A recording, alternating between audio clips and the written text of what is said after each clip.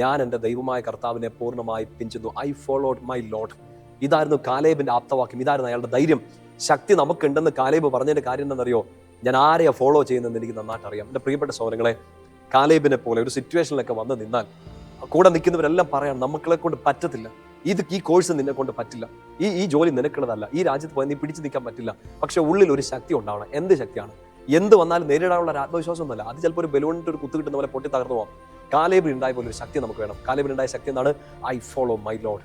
ഞാൻ എൻ്റെ കർത്താവിനെയാണ് ഫോളോ ചെയ്യുന്നതെന്ന് ഉറച്ച ബോധ്യം ഉണ്ടായിരുന്നു. വചനം നോക്കിക്കേ, മറ്റുള്ളവരെന്നെ നിരുത്സാഹപ്പെടുത്തി, എന്നിട്ടും ഞാൻ എൻ്റെ ദൈവമായ കർത്താവിനെ പൂർണ്ണമായി പിഞ്ചുന്നു. Completely I followed him. വചനം ഒന്നുകൂടെ എടുത്ത് പറയുന്നുണ്ട്. 9-ാമത്തെ വാക്യത്തിന്റെ അവസാനം ഇങ്ങനെയാണ്: എന്തെന്നാൽ എൻ്റെ ദൈവമായ കർത്താവിനെ പൂർണ്ണമായും നീ പിഞ്ചെന്നിരിക്കുന്നു.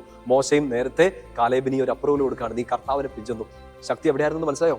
ബുദ്ധിയിലല്ല, മസിൽ പവറിലല്ല, മൈൻഡിലല്ല, ആത്മവിശ്വാസത്തിലല്ല. ആരുടെ പിന്നാലെ നടക്കുന്നതെന്ന് കാലേബിന് നല്ല ഉറച്ച ബോധ്യം ഉണ്ടായിരുന്നു. അതുകൊണ്ട് അയാള് ശക്തിപ്പെട്ട് മുന്നോട്ട് നീങ്ങി.